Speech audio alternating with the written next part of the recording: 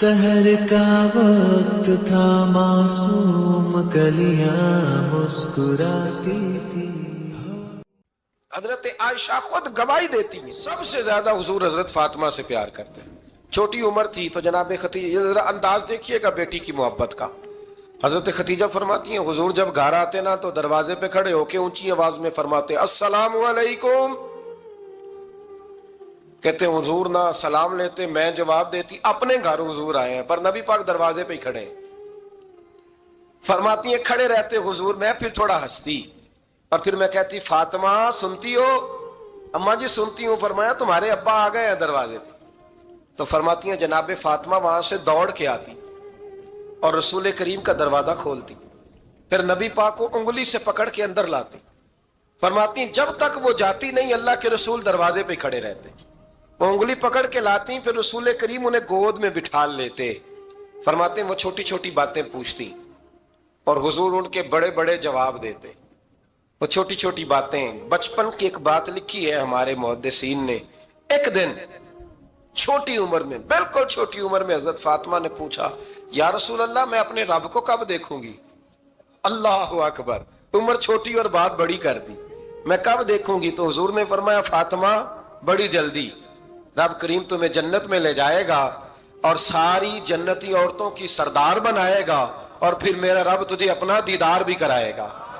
तो जनाब फातिमा तो ज़हरा रज़ी अल्लाह ताला अन्हा छोटी छोटी बातें करती। हजरत खतीजा कहती हैं जब चले जाते ना हुजूर तो मैं फिर बुलाती, मैं कहती इधर आना फातिमा, क्या बातें कर रही थी अपने अब्बा से? तो कहती फिर वो मुझे बताती भी और राजी भी होती। ये सिलसिला आखिर तक चला। ये हजरत फातिमा से राज की बातें करना हुजूर का आखिर तक चला। बुखारी मुस्लिम में हदीस, वहां रावी हजरत खतीजा है, यहाँ रावी हजरत आयशा सिद्दीका है। जनाब आयशा सिद्दीका कहती हैं हुजूर के विसाले ज़ाहिरी से कुछ दिन पहले खुद नबी करीम अलैहिस्सलाम ने हजरत फातिमा तो ज़हरा को बुलाया और जब वो आई तो कहती हैं उनको मैंने आते देखा तो मैंने फिर हुजूर को उनके इस्तकबाल के लिए खड़े होते भी देखा। फिर हुजूर ने उनका माथा चूमा, जहां बैठे थे वहां बिठाया, पहलू में बैठ गए और फरमाती हैं फिर बाप बेटी बातें करने लगे। मैं कोई चीज बना रही थी तो जनाब आयशा कहती है मैंने देखा कि हुजूर ने उनके कान में कोई बात कही तो जनाब फातिमा रोने लग गई। फिर हुजूर ने कान में कुछ कहा तो वो मुस्कुराने लगी। कहती है हुजूर वो बात करके तशरीफ ले गए, फातिमा अभी बैठी थी, मैं आई, मैंने आके कहा कि फातिमा बताओ नबी करीम अलैहिस्सलाम ने आपसे क्या कहा? कभी हंसती थी कभी रोती थी। तो फरमाया हुजूर ने मना किया है, ये मेरा और मेरे नबी का राज है, मैं हुजूर की हयात ज़ाहिरा में ये बात किसी को बता नहीं सकती। फरमाती हैं कि फातिमा से तो मैंने पूछ लिया पर हुजूर से पूछने की तो जरूरत ही नहीं थी ना, लेकिन वो राज की बात थी। कुछ दिन गुजरे तो हुजूर बीमार हो गए, फिर कुछ दिन गुजरे तो हुजूर का विसाल हो गया। फरमाते हैं कुछ अरसे के बाद मैं सैयदा फातिमा तज़हरा से मिली तो मैंने कहा फातिमा वो भेद खोल तो दे, आज तो खोल दे वो राज क्या था? आपको बुलाया गया, फिर आप आई, फिर हुजूर ने बात की, फिर नबी करीम अलैहिस्सलाम के बात करने पर कभी आप रोई कभी आप हंसी, तो ये क्या था? तो कहती है जनाब फातिमा फिर रोने लगी, कहने लगी हाँ अम्मा जी अब मैं पर्दा खोल देती हूँ, अब मैं राज बता देती हूँ। हुजूर का विसाले ज़ाहिरी हो गया। फरमाने लगी मुझे हुजूर ने बुलाया और मेरे कान में फरमाने लगे फातिमा वक्त थोड़ा रह गया है, अब तेरे वालिद ने जाने का प्रोग्राम बना लिया है, अब ना टाइम आ गया है बिछड़ने का। फरमाती हैं जब मैंने ये बात सुनी तो मैं रो पड़ी, हुजूर आप बिछड़ जाएंगे? कहती है मैं रोई। जरा हदीस के जुमलों पे गौर करना। माती थोड़ी देर गुजरी तो हुजूर ने मेरे कान में कहा फातिमा पुत्र रो ना, बेटे रो ना, मेरे जाने के बाद जो सबसे पहले मेरे पीछे आके मुझे मिलेगी ना बेटी वो तू ही होगी। अल्लाह करे मैं समझा सकूं आपको बात। जब कहा ना कि मैं विशाल करूंगा तो रो पड़ी, और जब कहा ना मेरे बाद तेरा भी जल्दी विशाल हो जाएगा तो हज़रत फातिमा ने हंसना शुरू कर दिया। क्या प्यार है मेरे महबूब अलैहिस्सलाम के साथ जनाब फातिमा का। उनके विशाल की खबर सुनी तो रो पड़ी और अपने की सुनी तो हंस पड़ी। और फिर हुजूर ने कहा फातिमा तुझे ये भी पता है ना कि अल्लाह तुझे जन्नती औरतों का सरदार बनाएगा, ये भी तुझे पता है? तो जनाब फातिमा तज़हरा के साथ शुरू से लेकर आखिर तक मेरे रसूल करीम अलैहिस्सलाम की मोहब्बत रही, प्यार रहा। और जनाब फातिमा का जो हुजूर से प्यार था چھوٹی سی عمر تھی حضرت فاطمہ کی جب حضرت ختیجہ وصال کر گئی. تو کسی نے کہا فاطمہ سب سے پہلے گھر سے کب نکلنا ہوا؟ تو بخاری مسلم میں حدیث ہے، اللہ کے نبی نا بیت اللہ شریف کے سامنے سجدے میں تھے تو ابو جہل کو شرارت سوجی. شرارت، اس نے کچھ لوگوں سے کہا، عقبہ بن نبی معیط تھا، کچھ اور لوگ تھے، کہنے لگا میں ابھی رستے سے گزرا ہوں تو وہاں کسی نے اونٹ ذبح کیا ہے. تو اونٹ کی اوجڑی، آپ نے اوجڑی دیکھی ہے نا، جانور کی اوجڑی بڑی وزنی ہوتی ہے، اس میں گندگی ہوتی. اونٹ کی اوجڑی بڑی وزنی ہوتی تھی. کہنے لگا وہاں اونٹ کی اوجڑی پڑی ہے، وہ دیکھو نبی پاک معاذ اللہ سجدے میں ہے، تو معاذ اللہ ثم معاذ اللہ وہ اونٹ کی اوجڑی اٹھاؤ حضور کی گردن پہ رکھ دو. تھوڑا سا مشکل سے جمعہ پڑھنا پڑ جائے نا، اور تھوڑا سا مشکل سے پڑھانا پڑ جائے تو ہم دین کے بہت بڑے خدمت گزار بن جاتے ہیں. یہ دیکھو سجدے کتنی مشکل سے ہو رہے ہیں، یہ دیکھو سجدے کتنی مشکل سے ہو رہے ہیں، کتنی مشکل سے حضور کے سر انور پر اوجڑی رکھ دی. یہ وہ وقت ہے کہ نہ تو چچا ابو طالب ہیں جو پہنچ جاتے، نہ جناب ختیجہ ہیں جو بندوبست کرتی. تو کسی نے نا جناب ختیجہ کے دروازے کے سامنے منہ کر کے کہا کہ محبوب کے گھر والوں حضور کے سر اقدس پر اوجڑی رکھ دی ہے کسی، اور حضور سر اقدس اٹھاتے ہیں تو تکلیف محسوس کرتے ہیں. جناب فاطمہ کہتی پہلا دیہڑا تھا جب میں چہرے پہ کپڑا ڈال کے نا تو اپنے بابا کے لیے نکلی. فرماتی پہلا دن تھا، میں حرم کعبہ میں پہنچی، حضور کو سجدے میں دیکھا تو چھوٹے چھوٹے ہاتھوں سے میں نے اوجڑی نیچے گرائی. حضور بولے کچھ نہیں، نہ میں نے کوئی بات کی. میں نے حضور کی انگلی کو تھاما اور میں کنویں پہ لے آئی. حضور بھی نہیں بولے، جناب سیدہ فرماتی میں بھی نہیں بولی. حضور بیٹھ گئے اور میں کنویں سے پانی نکالنے لگی. میں حضور کی زلفیں دھوتی جاتی اور حضور روتے جاتے، زلفیں دھوتی جاتی اور حضور روتے جاتے. پھر حضرت فاطمہ نے جب حضور کی زلفیں دھو لی تو ہاتھ اٹھائے، کہا اے اللہ جنہوں نے میرے بابا کو تکلیف دی ہے نا ان کو برباد کر دے. میں رات روایت پڑھ رہا تھا مشکات سے تو میں حیران ہو رہا تھا کہ یہ عجیب منظر ہے، یہ عجیب منظر ہے کہ جب طائف والے پتھر مارے اور نبی کریم علیہ السلام سے حضرت زید بن حارثہ کہ حضور دعا کریں گے تباہ ہو جائے، تو نبی پاک کہ نہیں زید میں نے نہیں ان کے لیے تباہی کی دعا کرنی، یہ نہیں ٹھیک ہوتے تو ہو سکتا ہے ان کی نسلیں ٹھیک ہو جائیں. اور جب احد میں وہ لوگ پتھر مار کے دانت شہید کر دیں، حضرت ابوبکر صدیق جیسی ٹھنڈی طبیعت کا آدمی عرض کرے حضور دعا کریں گے تباہ ہو جائے، تو حضور نے فرمایا اللہم اہد قومی فإنہم لا یعلمون، یا اللہ میری قوم کو ہدایت دے، یہ جانتے نہیں یہ کیا کر رہے ہیں. حضور نے کبھی بھی کسی کے لیے دعائے ضرر نہ فرمائی. لیکن آج یہ عجیب منظر ہے، شاید یہ واحد وہ وقت ہے کہ جناب فاطمہ الزہرا نے جب کہا نا کہ اے اللہ انہیں برباد کر دے جنہوں نے آج میرے والد کو تکلیف دی ہے، حضرت فاطمہ کی دعا سن کے تو حضور نے بھی ہاتھ اٹھائے، کہا اے اللہ جیسے میری بیٹی کہتی ہے نا ویسے ہی کر دے، اللہ کر دے انہیں برباد. فاطمہ جیسے کہتی ہے ویسے، اللہ کرے آپ کو سمجھ آئے میری بات کی کہ وہاں جہاں شدید تکلیف دی گئی وہاں حضور نے کسی کے لیے ایسی دعا، اور یہاں فرمایا اللہ جیسے فاطمہ کہتی ہے ویسے. اللہ اکبر. حضرت عبداللہ ابن مسعود کہتے ہیں کہ وہ دعا بھی میں نے سنی اور پھر میں نے ان سب لوگوں کو جن کے لیے جناب سیدہ نے دعا کی تھی ان سب کو پھر میں نے بدر میں کٹتے ہوئے بھی دیکھا، میں نے ان کی لاشوں پر گھوڑے چلتے ہوئے بھی دیکھے، پھر میں نے دیکھا کہ صحابہ انہیں گھسیٹ کر کنووں میں ڈال رہے تھے، میں غور سے دیکھ رہا تھا اور ان کے چہرے پہچان رہا تھا. تو مجھ سے کسی نے کہا عبداللہ تم کیا غور کر رہے ہو؟ تو میں نے کہا میں غور کر رہا ہوں یہ وہی ہیں سارے جن کے لیے سیدہ فاطمہ نے دعا کی تھی کہ یہ برباد ہو جائے، یہ وہی ہیں میرے رسول کریم علیہ السلام کی ہر تکلیف کو جناب فاطمہ نے اپنی تکلیف سمجھا، ہر تکلیف کو. حضرت فاطمہ الزہرا کا کمال یہ ہے کہ انہوں نے میرے محبوب کا دکھوں میں ساتھ دیا، حضور کی تکلیف پر وہ تکلیف میں آتی، پریشان ہوتی. یہاں سے بات چلی 4-5 سال عمر مبارک تھی. حضرت فاطمہ کی کل عمر 29 سال ہوئی ہے. حضور کی عادت مبارکہ تھی جب سفر پہ تشریف لے جاتے تھے تو سب سے آخر میں سیدہ فاطمہ کے گھر جاتے، واپس آتے تو سب سے پہلے سیدہ فاطمہ کے گھر جاتے. مولا علی کہتے ہیں ایک دن میں نے عجیب نظارہ دیکھا، نبی کریم علیہ السلام سفر سے واپس آنے والے تھے. میں نے حضرت فاطمہ کو اطلاع دی کہ حضور آج پہنچ جائیں گے, تو انہوں نے گھر سارا صاف کیا, سجایا, سنوارا, کھانا پکایا. لیکن فرماتی ہیں جیسے ہی حضور اندر داخل ہوئے نا گھر کے, جناب فاطمہ نے حضور کا چہرہ دیکھا تو ہاتھ پکڑ کے چومنے لگی. اور کہتے ہیں جب انہوں نے سر اٹھایا تو ان کا چہرہ سارا آنسوؤں سے بھرا ہوا تھا. رسول کریم نے بیٹی کے سر پہ ہاتھ رکھا, بٹھا لیا, فرمایا فاطمہ بیٹے رونے والی تو بات کوئی نہیں تھی, کیوں رو پڑی ہو؟ تو عرض کرنے لگی محبوبہ میں بچپن سے دیکھ رہی ہوں, محنت کرتے, جد و جہد کرتے, مشقت کرتے, یا رسول اللہ آج آپ آئے ہیں تو آپ کے چہرے پر تھکاوٹ کے آثار ہیں, حضور وجود تھکا ہوا ہے. یا رسول اللہ میں نے ساری زندگی آپ کو کام کرتے دیکھا ہے, مدینے والے حبیب مجھے بتا تو صحیح کام کب تک کرنا ہے؟ کو وقت آئے گا جب آپ کی کمر بھی بستر سے لگے, کو ٹائم آئے گا آپ گھر میں بیٹھیں, من پسند غذائیں کھائیں, حضور کب تک یہ جد و جہد کرنی ہے, کب تک یہ کام ہوگا؟ جناب فاطمہ فرماتی حضور نے میرے آنسو پونچھے.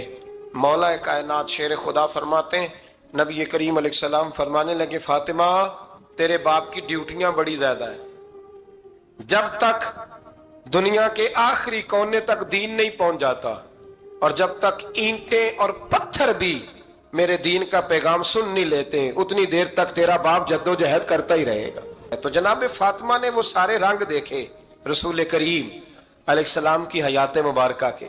پھر یہ ساری کیفیت جب دیکھی نا کہ حضور اتنی محنت کرتے ہیں, تو پھر جناب فاطمہ کو میرے نبی کی امت سے پیار بڑا ہو گیا صلی اللہ ہو. سمجھیے گا اس بات کو, امت مسلمہ سے حضرت فاطمہ کو بڑا. امام حسن کہتے ہیں میری اماں سارے کام کرتی تھی گھر کے, میرے رسول کی شہزادی کو چھالے پڑ جاتے.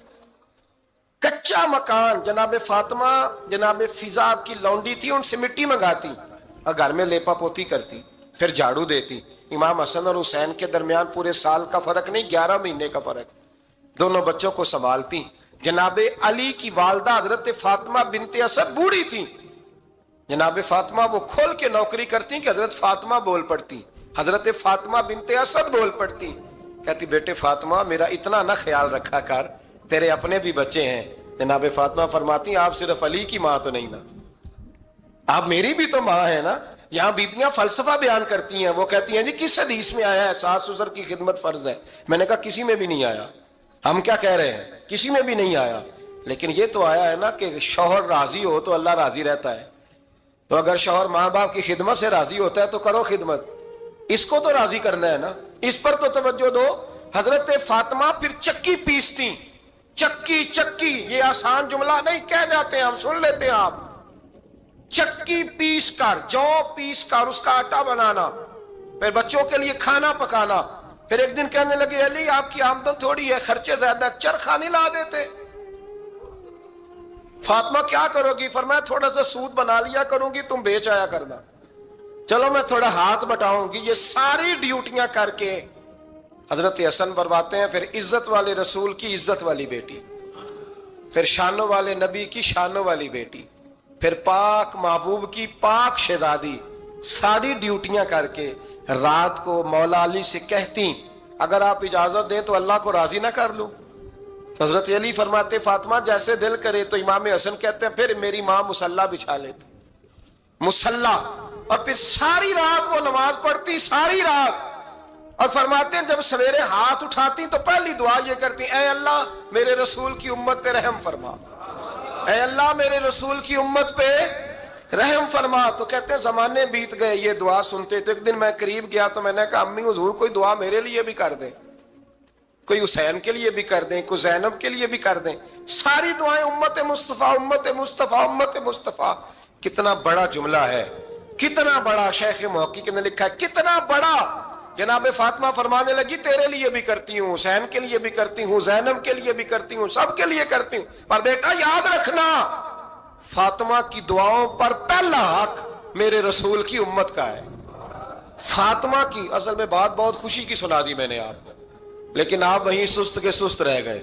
یہ کسی عام آدمی کی دعا نہیں, پیر صاحب کی, درویش صاحب کی رٹی رٹائی دعا نہیں, یہ سیدہ فاطمہ کی دعا ہے.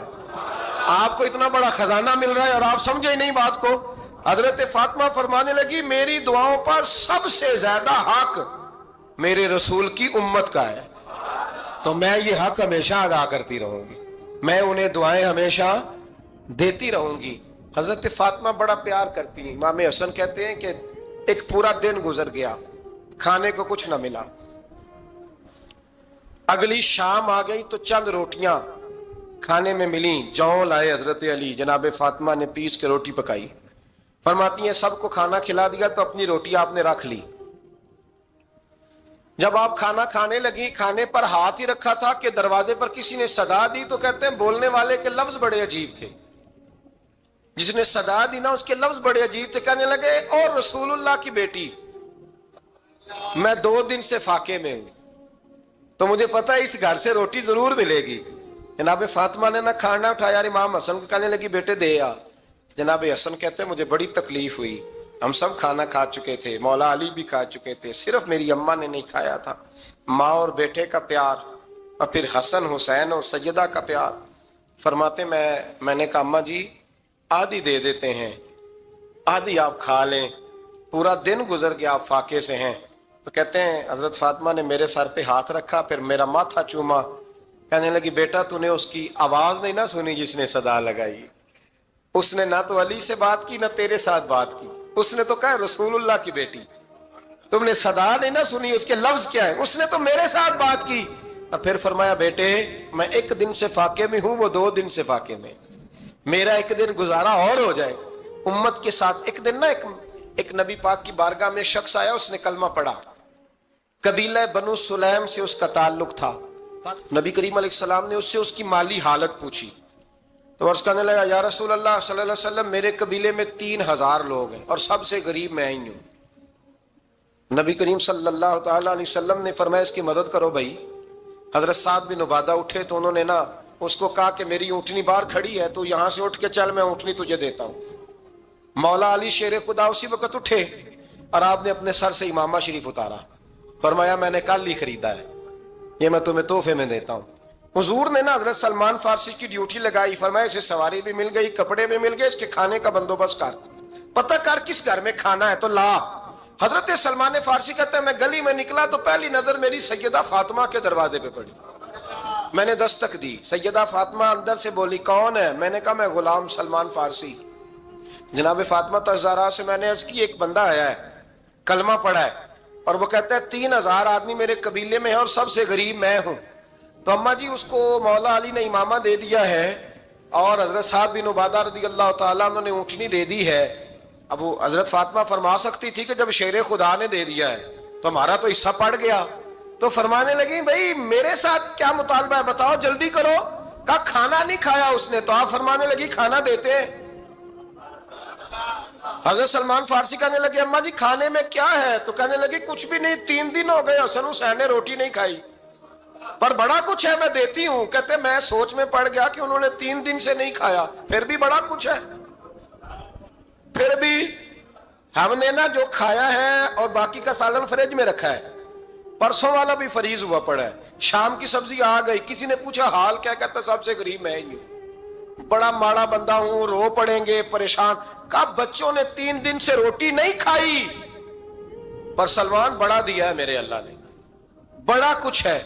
تو کہا اماں جی پھر کرنا کیا ہے؟ فرمایا تو ٹھہر نا میں بتاتی ہوں۔ کمبل پڑا تھا، بسترا سمجھ لیں، موٹا اوڑھنے کا، کھدر کا، حضرت فاطمہ جلدی سے لائیں، فرمانے لگے یہ پکڑو اور دیر نہ کرنا، یہ ہماری گلی کے کونے پہ نا 2-4 گھر چھوڑ کے تو ایک یہودی ہے، اس کا نام شمعون ہے، وہ اس طرح کی چیزیں گروی رکھ کے یا خرید کے نا تو پیسے بھی دے دیتا ہے، جوں بھی دے دیتا ہے، گندم بھی دے دیتا ہے، سرکہ اور کھجوریں بھی، اسے دے آ، اور وہ جو سامان دینا وہ میرے پاس لا، اور لا کے مجھے دے تاکہ میں جلدی سے اس آدمی کے لیے بندوبست کروں۔ پتہ نہیں بیچارہ کتنے دنوں کا بھوکا ہے، پتہ نہیں بیچارہ کتنے، اپنے بچوں نے 3 دن سے روٹی نہیں کھائی، لا نہ ذرا۔ حضرت سلمان فارسی کہتے ہیں میں نے تھوڑا توقف کیا کہ میں آپ کا بستر لے جاؤں، یہ کمبل لے جاؤں، تو فرمانے لگی حکم ہے میرا، وہ جانا پڑے گا۔ جناب سلمان فارسی کہتے ہیں میں شمعون یہودی کے پاس گیا، میں نے کہا یہ کمبل لو، چاہے تو نگد پیسے دے دو، سامان خرید لیتے ہیں، اور چاہے تو اناج، جوں، سرکہ، کھجوریں جو تمہارے پاس ہے دے دو۔ وہ کہنے لگا یہ کس کا ہے؟ بڑا شاندار ہے، بڑا خوشبو والا ہے۔ تو کہا یہ مولا علی کے گھر سے آیا ہے، پاک بی بی نے دیا ہے، کہ اس کو गिरवी रख लो और मेहमान के लिए कुछ दे दो। कहा मेहमान कौन सा? कहने लगे हुजूर के पास आके एक शख्स ने कलमा पढ़ा है और वो मुसलमान हुआ है और वो गरीब है, उसको रोटी देनी है। तो वो शमून यहूदी कहने लगा मैं भी तौरात पढ़ा करता था, तो आज ही सवेरे मैंने पढ़ा है, आज ही सवेरे पढ़ा है, अभी पढ़ा है। मैं बड़ी देर से हुजूर आए थे पर मेरी आंखों पे पर्दा ही रह गया। मुकद्दर सिकंदर का देखो कि प्यासे चले जा रहे हैं किनारे किनारे, मैं प्यासा ही मरने लगा था, आज ही मैंने पढ़ा है कि जो आखिरी उम्मत आएगी ना, उस उम्मत में जो रसूलुल्लाह सल्लल्लाहु अलैहि वसल्लम के करीबी होंगे, उनका कमाल ये होगा कि वो अपना पेट पर पत्थर बांध के दूसरों की मदद किया करेंगे। ये मैंने आज ही पढ़ा है और अभी तूने मुझे उसका नजारा करा दिया है। कहने लगा ये चादर भी ले जा, जौ भी ले जा, सिरका भी ले जा, आटा भी ले जा, खाना भी ले जा, और इस तरह करके मेरे पास से नगद भी ले जा। और जनाब फातिमा से कहना ये सारा कुछ रख ले और उन्हें कहना कि मुझे पता है आप कबूल नहीं करेंगी पर कबूल कर ले, वो आपका कंबल आया है तो मेरा दिल नरम हो गया है, मैं ये कुर्बानी भी देता हूं और आपके बाप का कलमा पढ़ के मुसलमान भी होता हूं। तो हजरत अली कहते हैं जनाब फातिमा ने जवाब दिया कि बेहतरीन औरत वो जिसे ना कभी गैर महरम देखा हो और ना गैर महरम ने कभी, वो बीबी ने भी कभी गैर महरम बंदा ना देखा हो, देखा ही ना हो उसने। ये पॉइंट जरा मुश्किल है, समझने वाला है। तो हजरत अली कहते हैं मैं वहां से गर्दन झुकाई और बीच आके बैठ गया, बात अभी जारी थी। हुजूर ने फरमाया आता है किसी को जवाब? तो कहते मैंने हाथ खड़ा किया, मैंने को हुजूर आता है। तो हुजूर मुस्कुरा पड़े, फरमाया चल बता। मैंने अर्ज की हुजूर बेहतरीन औरत वो है कि ना कभी उसे गैर महरम ने देखा हो ना उसने कभी गैर महरम देखा हो। तो हजरत अली कहते हैं शाबाश, मुझे मिलनी चाहिए थी ना। हुजूर मुस्कुरा पड़े, कहने लगे मैंने तो पहले ही कहा है फातिमा तो बिदा तो मिन्नी, फातिमा मेरे जिगर का टुकड़ा है, मैंने तो बड़ा पहले कह दिया है। तो कहते हैं सहाबा मेरी तरफ देखने लगे कि ये तो तारीफ फातिमा की होने लग गई है। तो मैंने कहा क्या करें, उस महबूब को बताया है जिसके लिए अल्लाह ने कोई पर्दा रखा ही नहीं, सारे पर्दे खोल दिए। हजरत फातिमा के विसाल का वक्त आया, इंतकाल का, तो हजरत अस्मा बिनते उमैस को बुलाया और बुला के फरमाने लगी तू मुझे गुस्ल देना और सिवाय मेरे शौहर मौला अली के किसी और से मदद भी ना लेना। और फरमाने लगी मैंने हबशा के बारे में सुना है कि वहां जब बीवियों का जनाजा उठता था तो वो लोग चारपाई के ऊपर यूं करके इस तरह करके लकड़ियां लगाते थे, नीचे बांध लेते थे और लकड़ी में लचक हो तो ऊपर जाके फिर उसको बांध देते थे तो पर्दा बन जाता था। फरमाया मैंने अली को बता दिया है, तुम्हें भी बता रही हूं, जनाजा मेरा रात को उठाना और लकड़ियां लगा के ना तो ऊपर पर्दा कर लेना, मेरे वजूद पर पड़ी हुई चादर पर भी किसी की नजर नहीं पड़नी चाहिए। रात को जनाजा उठाना और रात को मुझे दफन कर देना। मदीना मुनव्वरा में हुजूर के विसाले ज़ाहिरी के 6 माह बाद जनाब फातिमा ज़हरा का जनाजा उठा तो मस्जिद नबवी शरीफ से एक शख्स अपनी दाढ़ी आंसुओं से भिगोता हुआ निकला। तो हजरत अबू बकर सिद्दीक ने खड़ा करके पूछा क्यों नबी पाक के चचा अब्बास रोते क्यों हो? हजरत अब्बास कहने लगे पहले हुजूर गए थे, अब नबी पाक की तस्वीर भी चली गई। क्या हुआ? का जनाब फातिमा का विसाल हुआ। फिर से एक दफा मदीने में रात आई, फिर से शाम हुई, फिर से जनाजा उठा। शेर खुदा अली उल मुर्तजा रदी अल्लाह ताला अन्हु ने, हजरत अब्बास ने, हजरत कुसुमुद्दीन अब्बास ने, हजरत अब्दुल्ला इब्न अब्बास ने तदफीन से फारिग हुए। एक रवायत है कि हजरत अब्बास ने जनाजा पढ़ाया और एक मुस्तरद रवायत है कि हजरत अबू बकर सिद्दीक ने जनाजा पढ़ाया।